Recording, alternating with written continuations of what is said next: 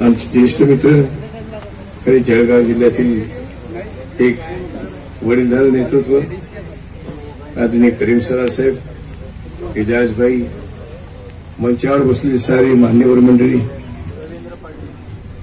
या कार्यक्रमाचे आयोजक आमचे मित्र शकील भाई,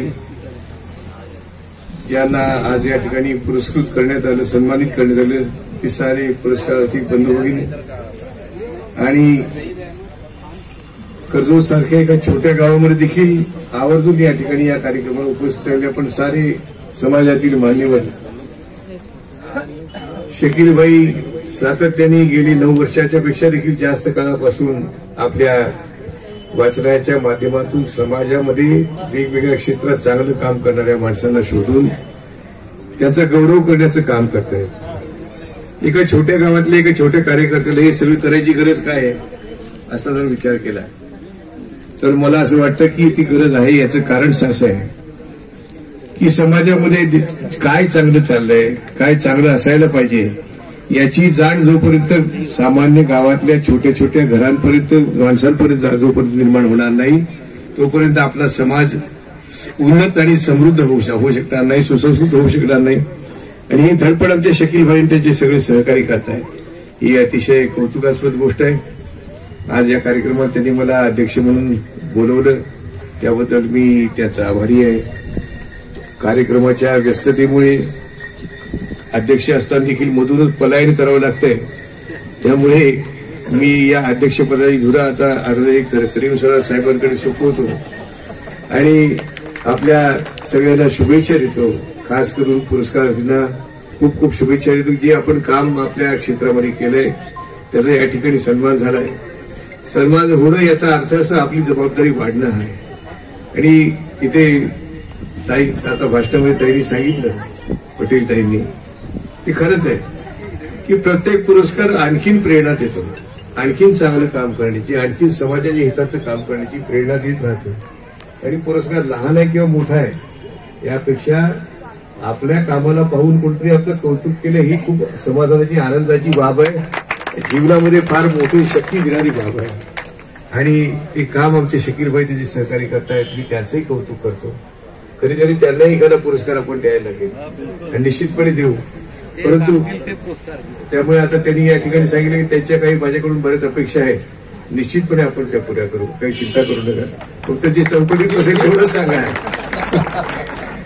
ते निश्चितपणे करू. कारण तुम्ही जे काम करताय ते समाज हितासाठी करताय, त्यामुळे त्याच्यामध्ये हातभार लावणं, सहकार्य करणं हे आमचं सगळ्यांचं कर्तव्य आहे. लोकप्रतिनिधी म्हणून तर अधिक जास्त कर्तव्य आहे, यामुळे काही शंका नाही. त्यामुळे मी आयोजकांना देखील मनापासून शुभेच्छा देतो, त्यांचे आभार मानतो, आपल्या सगळ्यांनाही शुभकामना देतो आणि 2 शब्द संपवतो. जय हिंद, जय महाराष्ट्र.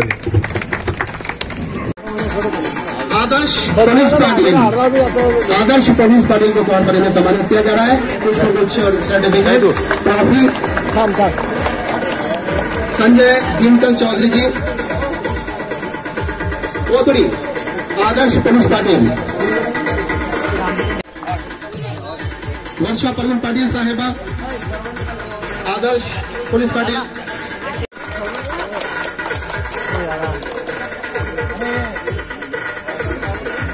इसी तरह यहाँ जिन हजरात को पुरस्कार से नवाजा गया उसमें मैक्सिमम टीचर हजरात है, मैं उनको मुबारकबाद पेश करता हूँ.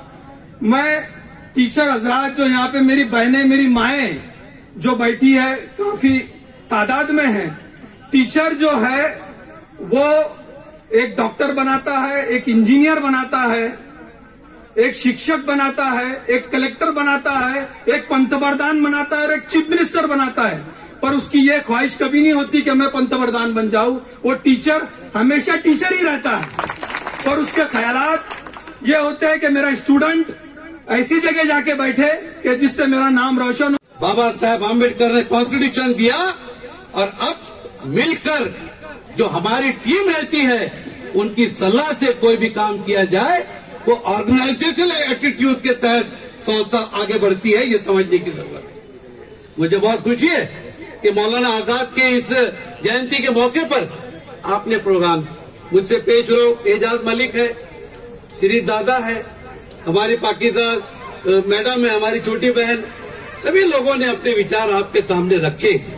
मैं आपको, क्योंकि वक्त ज्यादा हो चुका है, कोई लंबी चौड़ी बात मैं करना नहीं चाहता, लेकिन मैंने आपको आने के बाद में मेरे हिंदू भाइयों को मराठी के अंदर मौलाना आजाद की थोड़ी सी हिस्ट्री आपके पास दी है, आप उसको जरूर पढ़िए। सैकड़ों किताबें मौलाना आजाद पर लिखी गई है, लेकिन मैंने चंद ये 4-8 पेजेस के ऊपर इस बुकलेट के अंदर उसके अंदर को कोशिश की है पूरा सारांश देने की। मैंने उर्दू जानने वालों को ये किताब यहाँ पर छोटी किताब उनको भेज दी है। मैं आप तमाम हिंदू भाइयों से कहना चाहता हूँ, हमारे मुस्लिम भाई भी थोड़ा नहीं समझ पाते। मेरे हिंदू भाइयों से मैं कहना चाहता हूँ कि जब पाकिस्तान का बंटवारा हुआ, मौलाना ने मना किया, ए मुसलमानों सब करना, इस देश को मत छोड़ना, इस मिट्टी को मत छोड़ना। अगर तुम यहाँ से गए तो उस मुल्क के अंदर कल तुम्हारी हालत क्या होगी। मैं एक मुस्लिम जिम्मेदार कार्यकर्ता होने के नाते कहता हूँ, जो हिंदुस्तान छोड़कर मुसलमान पाकिस्तान गए वो आज भी शरणार्थी है, महाजिर है, तकलीफ में है। हमें फक्र है हिंदू भाइयों पर कि उनके भरोसे पे यहाँ रहे और सुख चैन से रहते हैं, कोई बात की फिक्र नहीं है। बाकी तो 5 उंगलियां बराबर नहीं होती, छोटा मोटा तो मियाँ बीवी तो भी झगडा होता है। पुढे जायचं असेल तर स्पर्धा स्वतःचीच करा, दुसऱ्याशी करू नका। जिद्द, चिकाटी आणि प्रचंड आत्मविश्वास आणि उत्तम नियोजन असेल तर कुठलीही गोष्ट अशक्य नाही। शैक्षणिक कार्याबरोबरच सामाजिक राष्ट्रीय कार्य करत राहा आणि आपल्या हातून जर देशाचा सुजाण नागरिक घडत असेल तो घडवण्याचा, नेहमी सुसंस्कृत नागरिक घडवण्याचा आपण सदैव प्रयत्न करा। आपल्याला माहिती आहे की कोरोना काळातील संकटाने आपल्याला जीवन कसं जगावं हे शिकवलेलं आहे, कारण आयुष्य हे क्षणभंगूर आहे आणि आपले आयुष्य सत्काराने लागेल यासाठी आपण प्रयत्न केला पाहिजे। आता जीवन हे आहे खरी कसोटी, जीवन आहे खरी कसोटी, मागे वळून पाहू नकोस, यश तुझ्या जवळच आहे, फक्त जिंकल्याशिवाय कधी थांबू नकोस, कधी थांबू नकोस। मला प्रचिती आली आहे, शैक्षणिक कार्य करत असताना एका मुलीला शिकवता शिकवता म्हणतात की प्रयत्नांती परमेश्वर, आणि एका मुक्या मुलीला खरंच वाचा फुटली आणि ती मुलगी बोलायला लागली चक्क माझ्या वर्गातली। म्हणजे प्रयत्न केलं तर आपल्याला कधीच काहीच अशक्य नाही। माझ्या आदर्श गाव राजवडमध्ये ज्यावेळेस ग्राम स्वच्छता अभियानाचं पहिलं बक्षीस मिळालं आणि आदर्श गाव आम्ही सगळ्यांनी मिळून निर्माण केलं, व्यसनमुक्त गाव म्हणून आमच्या गावाची निवड झाली, याच्यात देखील माझं मोलाचं सहकार्य होतं। आणि नेहमीच मला काही शैक्षणिक कार्य करत असले तर आमचे अण्णासाहेब सीएम चौधरी या ठिकाणी बसले आहेत, त्यांचं नेहमीच मला मार्गदर्शन मोलाचं मिळालं आणि मी एवढ्यावर न थांबता पर्यावरणात देखील कार्य करत आहे, म्हणून माझी राज्यावर सल्लागार म्हणून देखील पर्यावरण क्षेत्रात निवड झाली आहे। आणि मी शकील भाऊ यांना असं म्हणेल की तुम्ही आमची सर्वांची पुरस्कारासाठी निवड केली आणि आभार शब्द दादासाहेब आपल्यासाठी खूप छोटा आहे, मी आपल्या ऋणात राहू इच्छिते।